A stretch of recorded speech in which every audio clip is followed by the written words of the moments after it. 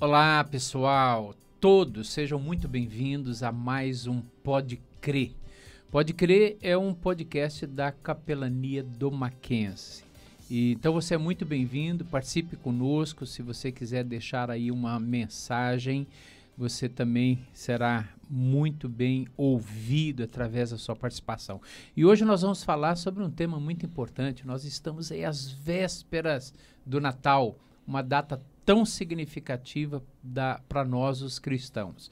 E hoje nós vamos falar sobre isso, a mensagem do Natal segundo a Bíblia. Há tantas mensagens a respeito do Natal, mas o nosso foco hoje aqui é na Escritura Sagrada. A gente vai conversar, portanto, aqui com esse time sobre a mensagem do Natal segundo a Escritura Sagrada. Então é muito bem-vindo, e aqui nós temos a Fê, o Gilberto, o Bruno, essa equipe que você já conhece. Dê uma alô aí para a turma. Oi. Olá, pessoal. O Gilberto está estreando hoje aqui no Pode Crer, né? Sou louco.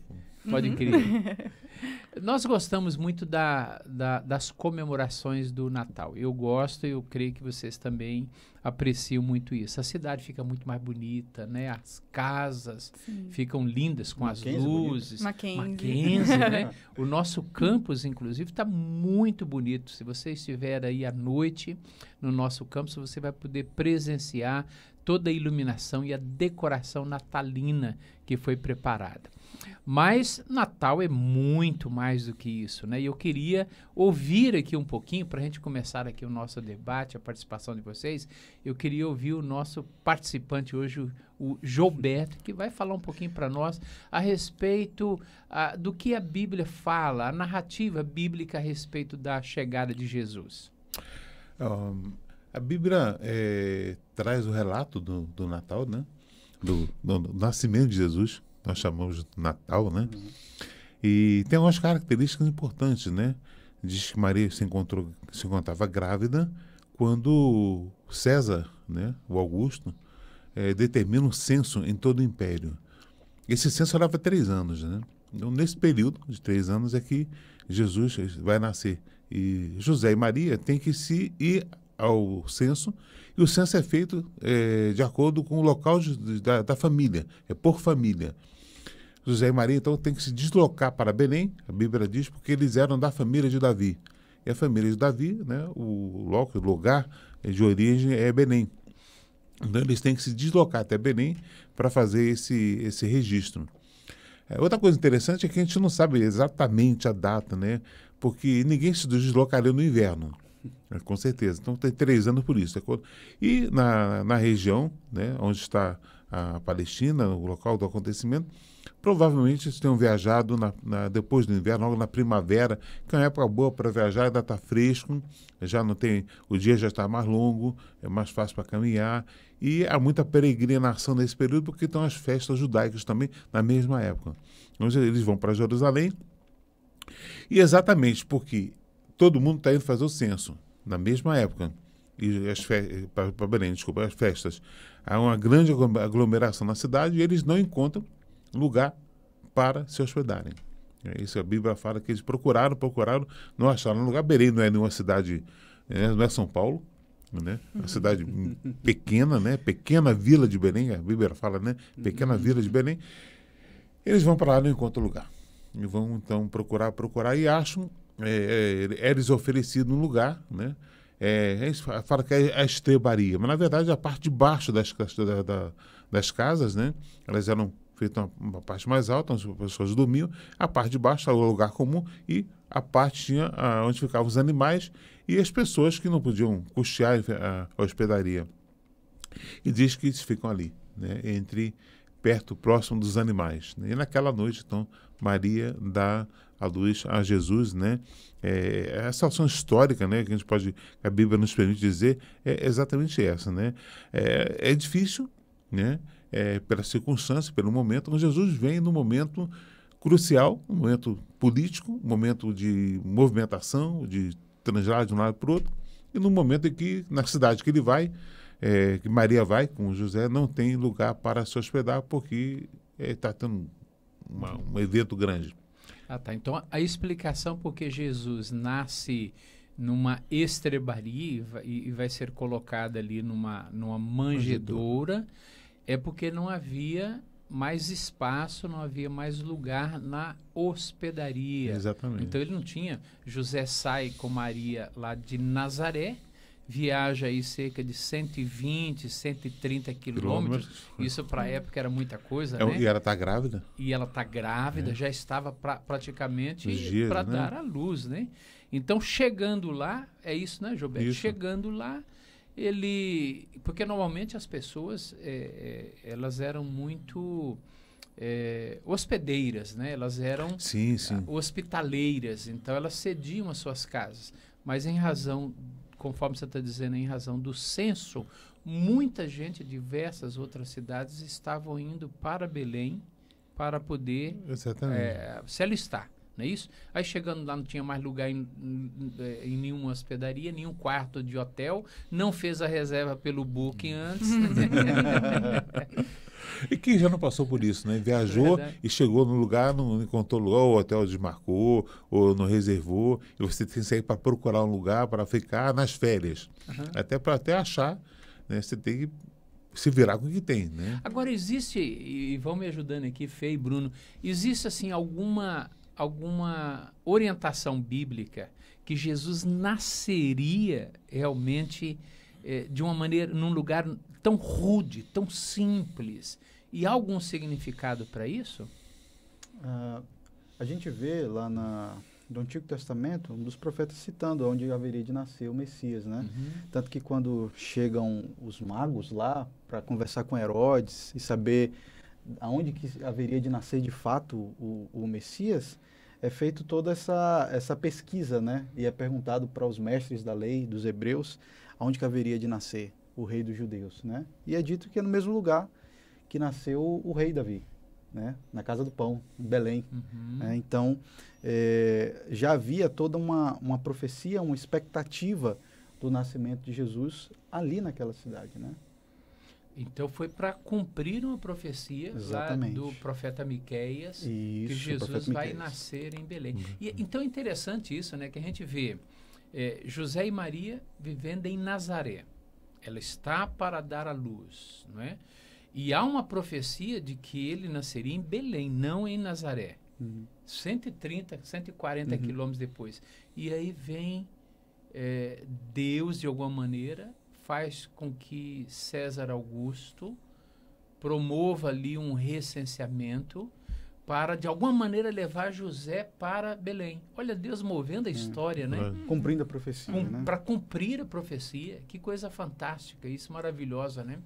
E aí Jesus vai e nasce numa estrebaria. De maneira tão simples. Eu acho interessante, como você estava falando, observar nos dias atuais. Então, se fosse hoje a questão do hotel, né? Quando não faz a reserva e tal. E aí a gente começa a imaginar o que foi aquilo. Porque na história, a gente até sabe o final da história e fica até bonito, né? Nossa, nasceu na estrebaria. Mas tá, o que era a estrebaria? Né? Ali, imagina no meio dos animais. Imagina uma roça, então, né? Que aqui não é o caso de São Paulo.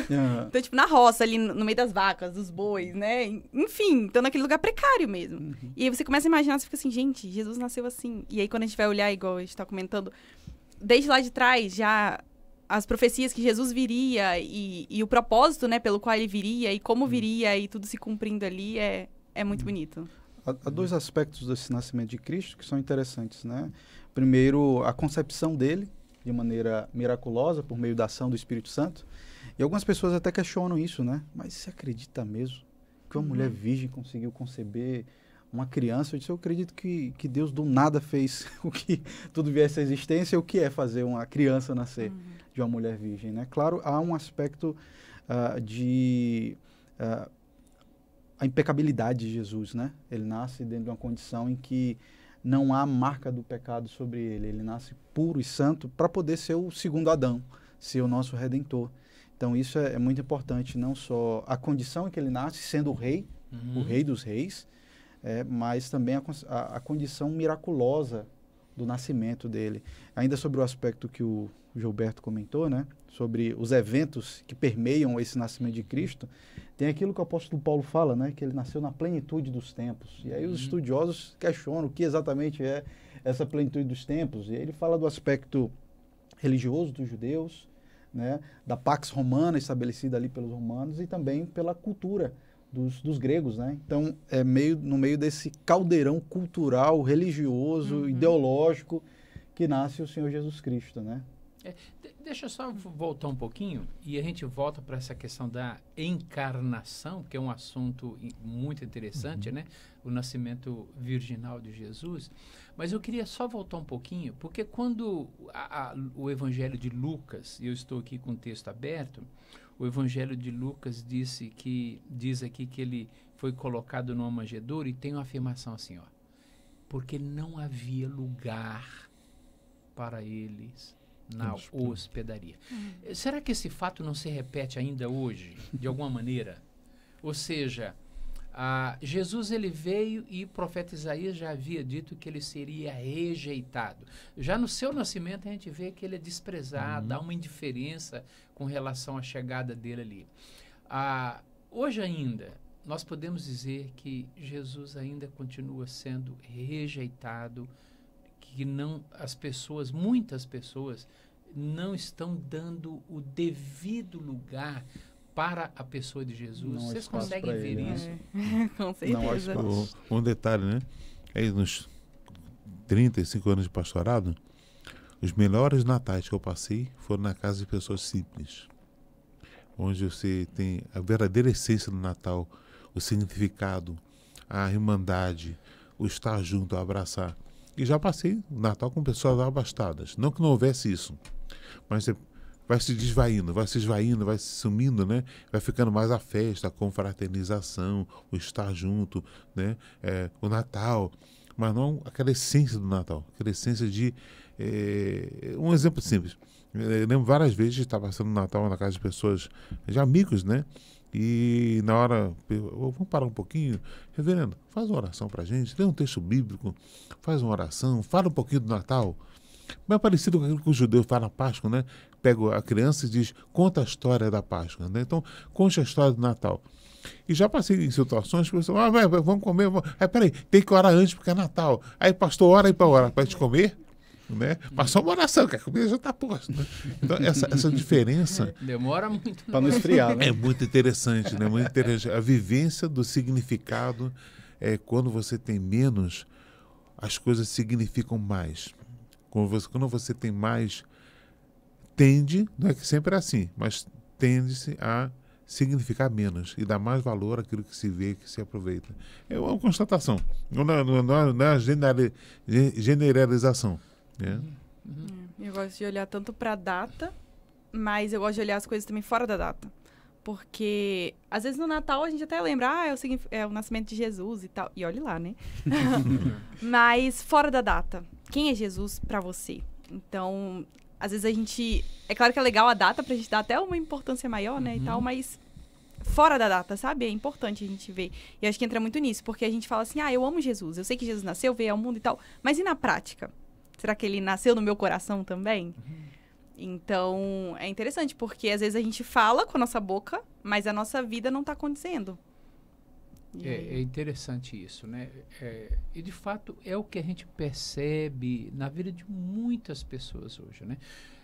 Quando a mensagem da pessoa de Jesus chega, o coração dela já está entulhado com tanta coisa, já está ocupado com tanta coisa, né? São tantas as preocupações, a correria do dia a dia. Elas dão tempo para tudo. Elas têm tempo... Elas têm tempo para os estudos, têm tempo para o trabalho, têm tempo para o lazer, têm tempo para assistir filmes e filmes, mas às vezes não tem tempo para sentar, ler a Escritura, estudar sobre a vida de Jesus, quem é Ele, o que Ele veio fazer.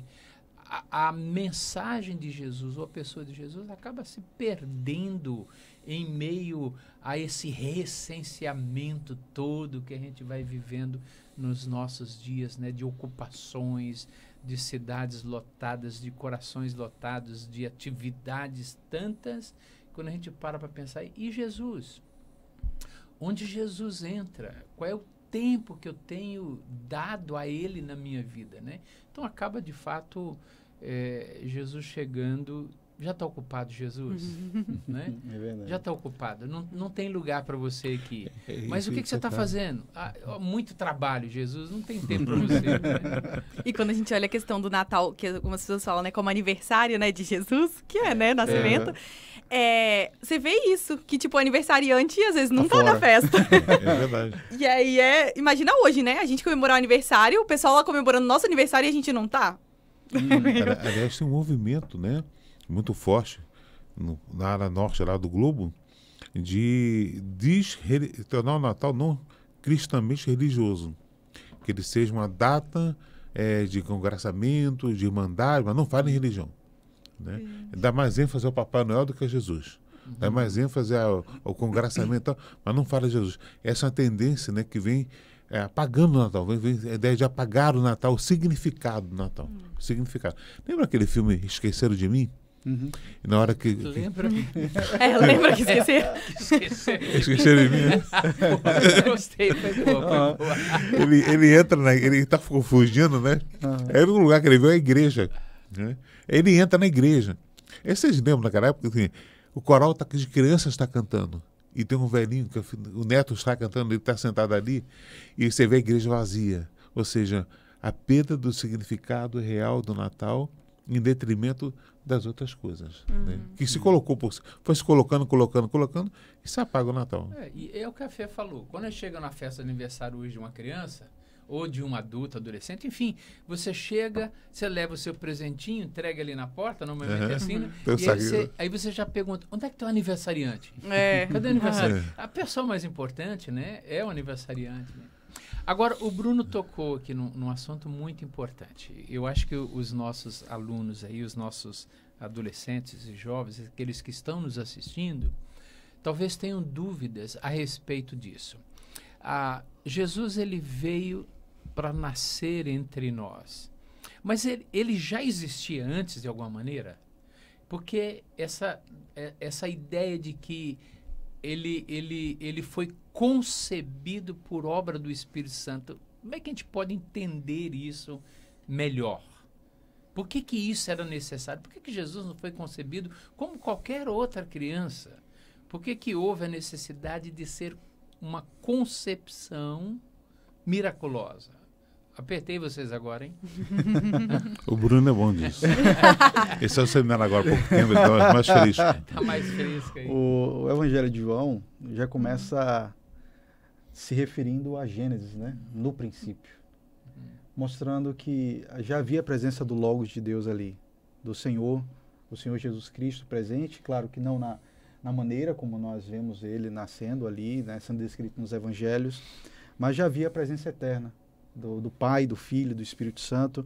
Então Cristo, ele subsiste desde toda a eternidade, ele tem os mesmos atributos de Deus, né? Sendo um com o Pai, com o Filho, sendo ele junto com o Pai e com o Espírito Santo. É nesse contexto que a gente vê que o que acontece ali no nascimento de Cristo é a manifestação encarnada do Verbo de Deus. Já havia algumas teofanias, né, aparições simbólicas de Cristo por meio de como se fosse uma forma humana ou como a sarça ardente, mas chega um momento então que ele se submete ao tempo de diversas formas, e é belo a gente pensar nisso, né, no Deus eterno se submetendo ao tempo. O tempo de 9 meses para nascer, o tempo de 30 anos para dar início ao seu ministério, né? E aguardando o tempo do seu retorno também.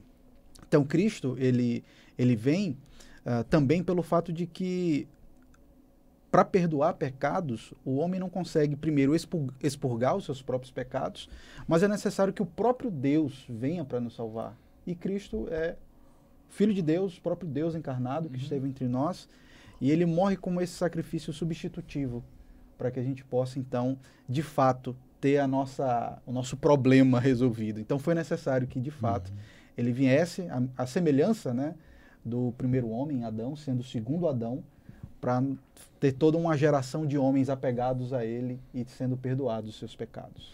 o que você está dizendo é que se Jesus ele não tivesse sido concebido por uma obra especial e sobrenatural do Espírito Santo, ele não poderia ser o nosso Salvador. Porque ele seria um pecador, como qualquer outro. E um pecador não pode expurgar o pecado de outra pessoa. Essa é uma imagem que é presente até no Antigo Testamento, quando o sacrifício de animal é feito por um sacerdote pecador, né, mas é imputado a um animal puro e inocente a culpa dos pecados. Né? E isso também é feito no caso de Cristo, não um animal, né, mas um de nós, que é puro e inocente, que nos perdoa dos nossos pecados, morre por nós, para que Deus então não seja injusto, porque o salário do pecado é a morte. Então nós somos dignos da morte por causa dos nossos pecados. Se ele fosse concebido então por um sêmen humano, pelo sêmen de José, porque José não coabitou com Maria. Então, se ela tivesse coabitado com José e Jesus fosse concebido pela participação de Maria e de José, então Jesus ele herdaria a nossa natureza pecaminosa. Perfeito. E aí então ele não poderia ser o nosso Salvador, porque ele não conseguiria resistir às tentações e não conseguiria, portanto, chegar na cruz impecável. O Cordeiro perfeito, né? O Cordeiro perfeito. Exatamente. Okay. Perfeito. Ele é o Cordeiro de Deus que tira o pecado do mundo, né? Segundo João. Muito bem. Agora, bom, deixa eu ver, fiz uma perguntinha aqui, então, para vocês. Vamos ver se a Fê responde a gente até fala, né? Depois que o Bruno fala, ele fala. Vamos lá. Qual a importância do nascimento de Jesus? Jesus veio, Fê, para tornar a nossa vida melhor, para que a gente pudesse olhar para ele e ver que ele, sendo uma boa pessoa, né, religiosa, uma boa pessoa, cara legal, a gente iria seguir os seus passos, ou tem uma outra explicação para isso? É quando você falou de tornar a nossa vida melhor, eu já ia concordar, né? Mas aí depois... Porque sim, né? O Bruno trouxe um panorama bem legal aí. A questão de nos libertar dos nossos pecados, porque a gente estava tudo condenado ao inferno, sem esperança, sem expectativa, mas ele veio para nos libertar, para nos trazer salvação e uma nova vida. E isso inclui vida aqui na Terra, né? Porque não é a isenção de problemas, a gente ainda passa problemas tendo Cristo no nosso coração, né? E muitos. Mas é a certeza, a expectativa de uma vida depois daqui e de que a vida não acaba aqui. E uma vida melhor aqui também, com ele. Porque a gente tem essa esperança, né? Então ele veio para trazer esperança, para trazer amor, para trazer alegria. A gente até já falou no podcast aqui da verdadeira alegria, né? Então, para dar significado à nossa vida, né? De fato. Jojo, você acrescenta alguma coisa aí na resposta da Fê? A Fernanda? Perfeita. Depois que ela fala também, fica difícil. Eu acho que uma coisa legal da encarnação de Jesus, né, para a gente hoje, é que ele possa olhar para o Jesus encarnado, né, feito homem, que se torna homem, o texto fala isso, né, e coabita entre nós, né, através dele nós podemos ver Deus. Que é uma coisa, é difícil na nossa concepção entender um Deus que é soberano, que é completo, perfeito em tudo, né, atemporal. E esse mesmo Deus se preocupa e diz, não, eu tenho que dar alguma coisa que eles possam ver concretamente. Eu vou mandar meu filho. Ele manda Jesus e a gente vê Deus. Esse é um problema sério, os muçulmanos morrem com isso, né? Porque Jesus é Deus, né? Ele não é como Deus, né? Ele é o Deus encarnado. Então, você vê Deus. E aí nós passamos a ter uma face maravilhosa de Deus. O Deus que perdoa, o Deus que caminha, o Deus que está junto, o Deus que sofre, né? O Deus que nos entende, o Deus que nos ensina, né? E o Deus que morre por nós, que é capaz até de morrer por nós. Nesse sentido, a encarnação de Jesus toma uma dimensão, né, para nós absoluta. Eu não consigo compreender Deus, mas eu consigo compreender Jesus. Eu consigo ver Jesus. Eu não consigo ver Deus na sua plenitude, mas eu vejo Jesus. E ele diz assim, quem viu a mim, ver ao Pai. Então, nós conseguimos ver Deus através de Jesus. Isso é fantástico. Nenhuma outra religião tem isso. A gente pode dizer que a gente consegue ver o Deus Pai através da pessoa do Filho. Do Filho. E é interessante a gente perceber que essa questão de Jesus ter sido concebido por uma obra sobrenatural do Espírito Santo faz com que Jesus ele tenha ali uma dupla natureza. Ele é Deus, né? Ele é Deus porque ele foi concebido por essa obra sobrenatural do Espírito Santo, ou seja, ele está na eternidade, está com o Pai, mas ele se faz carne e entra na realidade humana, nossa história humana, como Deus. Mas ele nasce de uma mulher, e nascendo de uma mulher e sendo gerado ali por uma mulher, ele é homem. Então, o que nós temos na pessoa de Jesus? Nós temos na pessoa daquele menino que está na manjedoura um Deus homem. Né? Nós vemos essa dupla natureza na pessoa de Cristo. Por isso, ele pode nos salvar. A salvação chega a esse mundo na pessoa de Cristo. Esse Deus menino, esse Deus homem, que já que Deus não morre na cruz, o homem morre.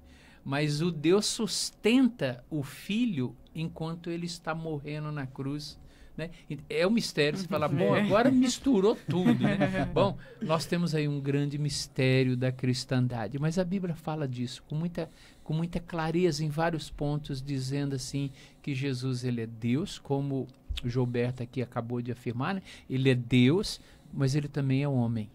Por isso, ele concebido por obra do Espírito Santo, é a divindade que vem morar entre nós, é Deus se fazendo carne, é o verbo se fazendo carne vindo aqui habitar, tabernacular entre nós. Mas ele é um homem, ele é perfeitamente homem, por isso ele pode sentir as nossas dores, ele pode ser tentado em todas as coisas, mas porque é divino ele não caiu em nenhuma das tentações. Essa dupla natureza, ou seja, essa pessoa, né? Deus homem, ele vai à cruz para nos redimir depois. Aí na Páscoa a gente vai ter um programa que a gente vai falar da morte. A continuidade. A continuidade. Continuidade. Mas é isso. Querem acrescentar alguma coisa a respeito da pessoa de Jesus e da nossa salvação? Fiquem à vontade. Nós temos aí 1 minuto para terminar o programa. Estou brincando. 5 minutinhos. Eu creio que quando a gente pensa na pessoa de Cristo e a obra dele de salvação, ele veio não apenas para estabelecer a paz entre nós e Deus, mas também a paz entre nós e o próximo. Né? Quando a gente pensa na lei de Deus, tem esse duplo aspecto, os 4 primeiros mandamentos, a minha relação com Deus, os 6 posteriores, a minha relação com o próximo, eu acho que isso se aplica muito ao espírito de quem é Cristo. E quando a gente fala de Natal, a gente sempre pensa num espírito fraterno, de comunhão, de congraçamento, né? Então, pensar em Cristo e o nascimento dele como sendo algo que deve impactar as nossas vidas, acho que fica isso, essa mensagem, não apenas da nossa relação diária com Deus, mas da nossa boa relação com o próximo. Talvez o Natal seja uma mensagem ou um momento oportuno para que a gente possa restaurar algumas relações quebradas com familiares, com amigos de trabalho, né? A lei de Deus ela tem essa capacidade de não apenas nos dar o perdão, mas nos chamar a perdoar e restaurar a nossa relação com o próximo. O espírito natalino diz respeito também a isso, a nossa relação com Deus, mas também o perdão e o amor e a misericórdia em relação ao próximo. Né? Muito bom. Eu queria remeter um pouquinho ao que a gente falou no começo, né? O Natal ele só faz sentido se o bebezinho nascer no nosso coração também. Senão vai ser uma história bonita, uma lenda, enfim, o que você quiser chamar. Mas só vai fazer sentido de fato se ele estiver morando no nosso coração e a gente colocar isso em prática todos os dias. Se ele nascer todos os dias, se ele estiver presente na nossa vida, não em uma data comemorativa, mas estiver presente todos os dias e ele fazer diferença e você deixar ele transformar a sua vida todos os dias. Então, acho que a mensagem de enfim, de união, né? Mas também a mensagem de Cristo nascer no coração, acho que para guardar nesse Natal. Ok. Eu gosto daquela expressão de João, né? Que você citou, né? E o verbo se fez carne e arrumou. Então, uma tradução que diz, e arrumou a sua tenda entre nós, né? Eu acho isso maravilhoso. Eu acho que isso é ser cristão. É isso que dá todo o significado para a nossa fé. Deus vem estar conosco. Ele vem habitar conosco. Não só passar por aqui.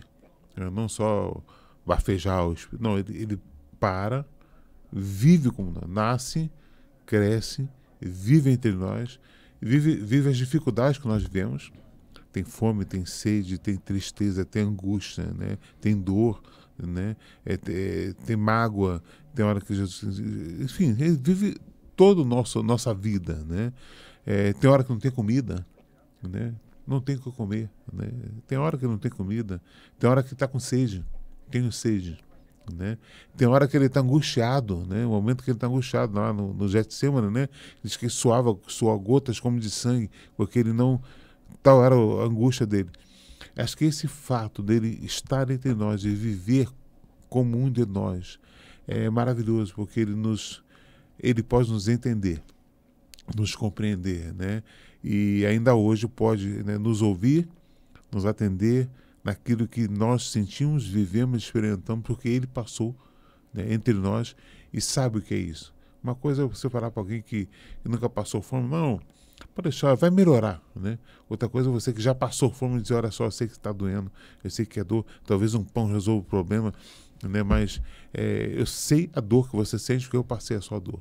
Acho que essa é a expressão máxima da encarnação. Deus manda Jesus para dizer assim para a gente, né? Ele pode estar do seu lado porque ele sabe o que é. Ok. Muito bom.